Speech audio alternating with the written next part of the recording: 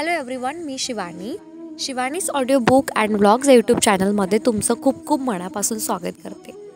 तर आजचा जो दुसरा लेख आहे तो आहे नाती अपडेट व्हायला हवीत, है ना. नेहमीप्रमाणे आठवड्यातून मी घरी जात असतो, तसाच कालही गेलो.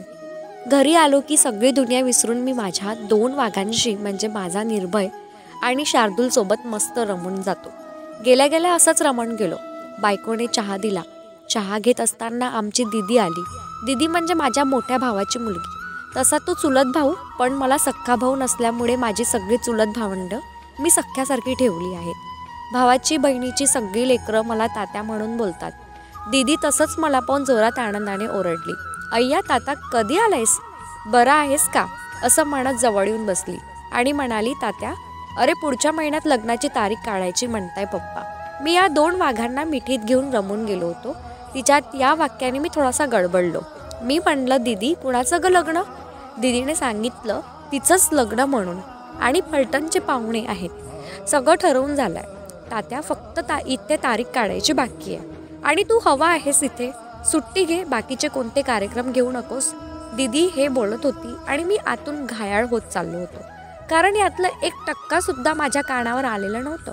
मी बायकोला जोरात आवाज देऊन बाहेर बोलवलं आणि रागाने विचारलं की घरातली एवढी महत्त्वाची गोष्ट तू मला का सांगितली नाहीस? तर तिलाही यातलं काही माहीत नव्हतं. मला प्रचंड आतून वेदना होत होत्या. मी याचं कोणीच नाही का म्हणून मला आतून हुंदकत होतं. आणि त्याचं तंद्रीत पायात चप्पल घातली आणि थेट त्याच्या घरी.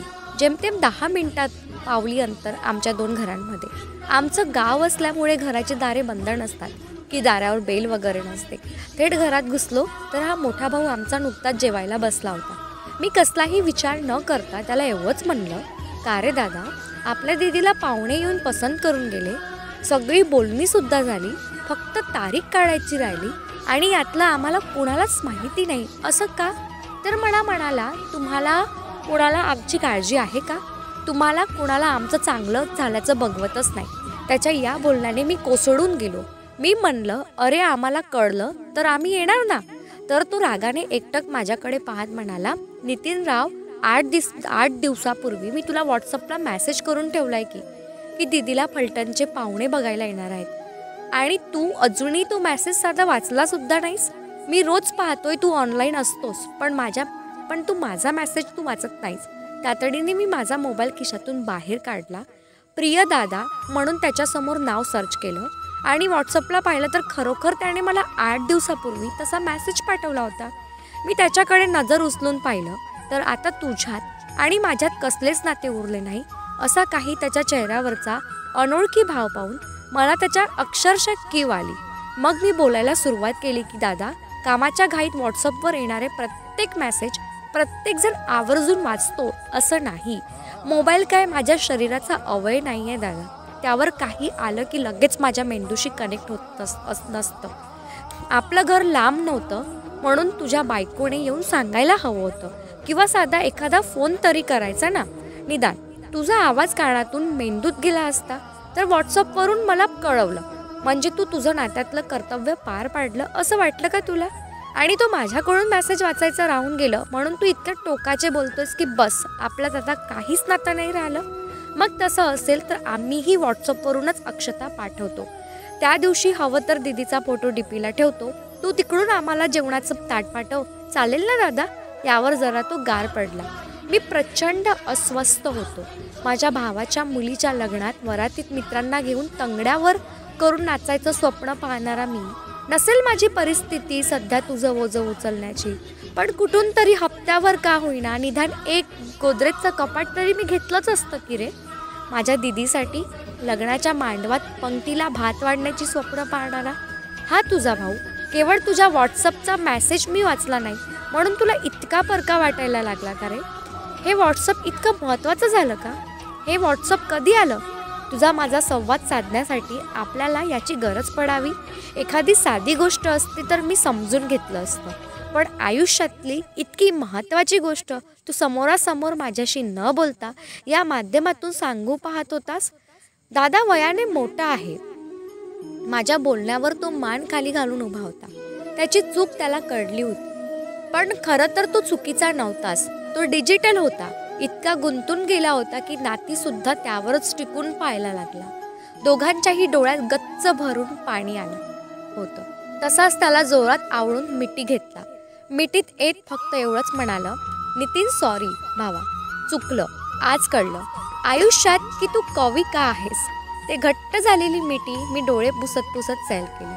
हातात मोबाईल घेतला, नेट सुरू केलं, व्हॉट्सअप उघडलं आणि नाव पुन्हा सर्च केलं, प्रिया दादा. तो हे पाहतच होता. दोघांचेही डोळे ओसंडून वाहत होते आणि मी त्याच्यासमोर त्याला तिथून कायमचं ब्लॉक केलं आणि एवढंच म्हणलं, आयुष्यातली सगळी सुख दुःख समोरासमोर भेटून बोलत जाऊया. हातात हात धरून संवाद घालत राहूया. आपल्या नात्यात संवाद साधण्यासाठी असल्या कुठल्याच माध्यमाची आपल्याला गरज पडता कामा नये असं म्हणत दोघेही एका ताटात जेवलो. इथं सेल्फी काढावा वाटला, पण तो मोह आवरला. तसाच मी माझ्या घरी आलो आणि त्याच्या घरी राहिला. तो त्याच्या घरी राहिला. आज कायमचं अंतर वाढत जाणार होतं. मी अंतर वाढवणाऱ्या गोष्टी संपवून टाकल्या. मित्रांनो, संवाद साधणारी माध्यमे आज प्रत्येक घरात आहे. आपण याच्याशी कनेक्ट झालोय. जग जवळ आल्याची फिलिंग आपण अनुभवत असताना आपली नाती दुरावत तर चालली नाहीत ना, याचे भान आपल्या प्रत्येकाला असायला हवे. म्हणूनच हे लिहावं वाटतं. खालील कवितेच्या ओळी मनाचा अंतरंग अक्षरशः ढवळून काढत आहेत. त्या ओळी 21व्या विज्ञान युगात ही केवढी मोठी घोळचूक. 21व्या विज्ञान युगात हे केवढी मोठी घोळचूक. रक्ताच्या नात्यालाही आज लागते व्हॉट्सअप आणि फेसबुक. रक्ताच्या नात्यालाही आज लागते व्हॉट्सअप आणि फेसबुक. आणि खरं सांगू तुम्हाला, खरंच आपली जेवढी रक्ताची जवळची जी आपली असणारी माणसं, जिथं खरंच या लोकांशी समोरासमोर हातात हात घेऊन संवाद व्हायला हवा असं वाटणारी माणसं जी आहेत ना, त्यांना व्हॉट्सअपवरून कायमचं ब्लॉक करा. काळजाचा डेटा कायम चालू ठेवा. तिथून ही नाती कधीच ब्लॉक होऊ देऊ नका. एकमेकांशी संवाद साधत डिजिटल होत नाती जपता जपता आनंदाने जगता येईल. आपण तसे जगूया.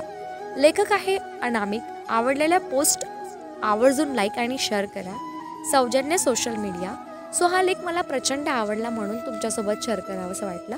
व्हिडिओ आवडला तर प्लीज व्हिडिओला लाईक करा, कमेंट करा, शेअर करा आणि नवीन असाल तर चॅनलला सबस्क्राईब करायला विसरू नका.